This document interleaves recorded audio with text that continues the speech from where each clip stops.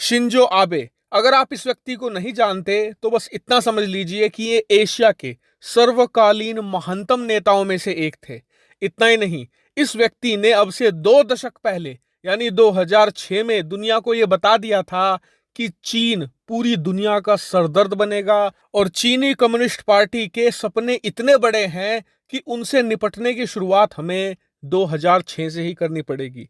और इन्होंने कहा ही नहीं, किया भी। 2006 के अंत में ये जापान के प्रधानमंत्री बने और 2007 में इन्होंने भारत, अमेरिका, ऑस्ट्रेलिया को एकजुट किया। और ये बहुत मुश्किल काम था क्योंकि अमेरिका और भारत के संबंध उस समय अच्छे नहीं थे, ना ही ऑस्ट्रेलिया जापान के संबंध उस समय अच्छे थे, ना ही ऑस्ट्रेलिया भारत के संबंध अच्छे थे। लेकिन फिर भी इन्होंने सबको इकट्ठा किया और एक नए संगठन का निर्माण किया जिसका नाम आज है क्वाड। जी हाँ, जो आज क्वाड चीन के सामने चट्टान बन के खड़ा है, उसकी शुरुआत शिंजो आबे ने ही करी थी। भारत, अमेरिका, ऑस्ट्रेलिया और जापान के बीच शिंजो आबे एक चुंबक की तरह थे जिसने चारों देशों को जोड़े रखा। और यकीन मानिए, उस समय ये दुनिया का सबसे मुश्किल काम था शिंजो आबे के लिए। क्यों? क्योंकि भारत, अमेरिका, जो क्वाड के दो सबसे शक्तिशाली देश थे, 2016 तक दोनों देश ये मानने को ही तैयार नहीं थे कि चीन उनका नंबर 1 दुश्मन है। भारत समझता था कि पाकिस्तान उनका नंबर 1 दुश्मन है, अमेरिका समझता था कि रूस उनका नंबर 1 दुश्मन है। और इसीलिए क्वाड संगठन 2016 तक इनएक्टिव रहा। लेकिन 2016 में चीन ने खुद ही एक बड़ा स्टेप ले लिया। उन्होंने भारत और भूटान के खिलाफ डोकलाम विवाद खड़ा कर दिया। वहीं अमेरिका के सामने एक बड़ी आर्थिक महाशक्ति बनकर खड़ा हो गया। तब जाकर भारत, अमेरिका को पता चला कि चीन असल में उनका नंबर 1 दुश्मन है। वो अब तक गलत निशाना लगा रहे थे। उसके बाद इन्हें समझ में आए दोनों देशों को कि शिंजो आबे 2007 से किस बात के लिए चिल्ला रहे थे। उसके बाद 2017 में चारों देश इकट्ठा हुए और क्वाड को दोबारा फिर से रिवाइव किया गया। और आज की तारीख में क्वाड चीन को टक्कर दे रहा है। और ना सिर्फ टक्कर दे रहा है, आपको बता दूं कि चीन को पूरी तरीके से पीछे धकेल चुका है, खास करके हिंद महासागर में। क्योंकि आपको याद होगा कि अब से कुछ सालों पहले तक चीन ने भारत के चारों तरफ स्ट्रिंग ऑफ पर्ल बना ली थी। मतलब कि भारत को चारों तरफ से घेर लिया था। बांग्लादेश के अंदर अपनी नौसैनिक प्रेजेंस बढ़ा ली थी। म्यांमार के अंदर चीनी नौसेना आ गई थी। श्रीलंका के अंदर उन्होंने हम्बनटोटा पोर्ट कब्जा लिया था। और पाकिस्तान के अंदर भी चीनी नौसेना थी। ऐसे में नौसैनिक तौर पर भारत को घेर लिया था।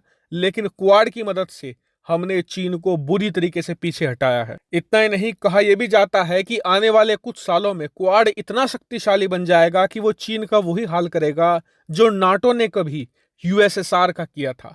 लेकिन आज हम क्वाड की बात या फिर शिंजो आबे की बात क्यों कर रहे हैं? तो इसका कारण यह है कि अब से कुछ देर पहले ही शिंजो आबे की मृत्यु हो चुकी है। दरअसल आज सुबह वो एक पॉलिटिकल रैली कर रहे थे। उसी रैली के दौरान एक व्यक्ति पीछे से आया और उन्हें 2 गोलियां मार दी। और गोली एक उनके दिल के आर पार हो गई। इसी वजह से कई घंटे की मशक्कतों के बाद, डॉक्टर्स की हर एक मुमकिन कोशिशों के बाद भी शिंजो आबे को बचाया नहीं जा सका।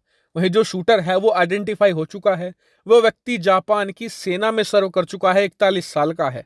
वहीं सबसे ज्यादा हैरान करने वाली बात यह है कि शिंजो आबे जिस नारा शहर के अंदर भाषण दे रहे थे ना, वहां पर रैली मात्र कुछ घंटे पहले शेड्यूल की गई थी। जी हाँ, कल शाम ये कंफर्म हुआ था कि नारा में आएंगे शिंजो आबे और एक छोटी सी रैली को यहां पर संबोधित करेंगे। ऐसे में यह बात किसी को समझ नहीं आ रही कि इस व्यक्ति ने रेकी कैसे कर ली, प्लानिंग कैसे कर ली कुछ ही घंटों के अंदर।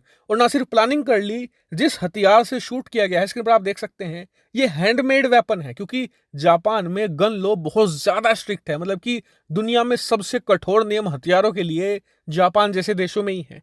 ऐसे में कुछ घंटों के अंदर इसने इतना ज्यादा एडवांस हथियार कैसे तैयार कर दिया? अब आप कहेंगे कि यार ये एडवांस हथियार कैसे हुआ, ये तो हैंडमेड पिस्टल है, जैसे हमारे यहाँ पर यूपी बिहार में कट्टे बनते हैं। तो ऐसा नहीं है। जो कट्टे होते हैं ना, वो बहुत ही अनस्टेबल होते हैं, उनसे इतना एक्यूरेट निशाना नहीं लगाया जा सकता। इस हथियार से कुछ फुट दूर खड़े होकर शूटर ने बिल्कुल एक्यूरेट दिल पर निशाना लगाया है। ऐसे में आप समझ सकते हैं कि ये कितना स्टेबल हथियार होगा। ऐसे में देखने वाली बात होगी कि इन्वेस्टिगेशन में क्या निकल कर आता है। लेकिन फिलहाल जैसे ही ये कंफर्म हुआ कि शिंजो आबे अब नहीं रहे, उन्हें बचाया नहीं जा सका, तो उनकी आप लेगेसी देखिए। हमारे जो वर्तमान में प्रधानमंत्री हैं, पीएम मोदी, उन्होंने यहां पर शोक व्यक्त किया। इतना ही नहीं, उनसे पहले जो प्राइम मिनिस्टर थे मनमोहन सिंह जी, उन्होंने भी शिंजो आबे को अपना दोस्त बताया और शोक व्यक्त किया। इतना ही नहीं, जो यहाँ पर कांग्रेस की अध्यक्ष हैं सोनिया गांधी, उन्होंने भी यहाँ पर शोक व्यक्त किया। और ये हाल दुनिया के हर एक देश का है। अमेरिका के अंदर जॉर्ज बुश से लेकर डोनाल्ड ट्रंप तक और अब जो बाइडेन तक, सारे नेता यहाँ पर शोक व्यक्त कर रहे हैं और सभी कह रहे हैं कि शिंजो आबे मेरा डियरेस्ट फ्रेंड था। चाहे कोई भी देश हो, कोई भी लीडर हो, उसकी कोई भी विचारधारा हो, सभी ये कह रहे हैं। और एज अ भारतीय मैं भी अपनी श्रद्धांजलि देना चाहूंगा शिंजो आबे को, क्योंकि शिंजो आबे वो नेता थे जिन्होंने भारतीय अर्थव्यवस्था पर और भारत पर तब भरोसा किया था जब सब हमारा मजाक बनाते थे। हमारे देश में तब इन्वेस्टमेंट लाए थे शिंजो आबे जब कोई हमें पूछता भी नहीं था। और इसीलिए वो हम सब के लिए स्पेशल थे और हम सब उन्हें श्रद्धांजलि देते हैं। फिलहाल इस वीडियो में इतनी अपडेट था। जैसे कोई नई चीजें निकल कर आएगी मैं तुरंत आपको वीडियो बनाकर सूचित कर दूंगा। फिलहाल इस वीडियो में इतना ही। Thank you very much for watching video.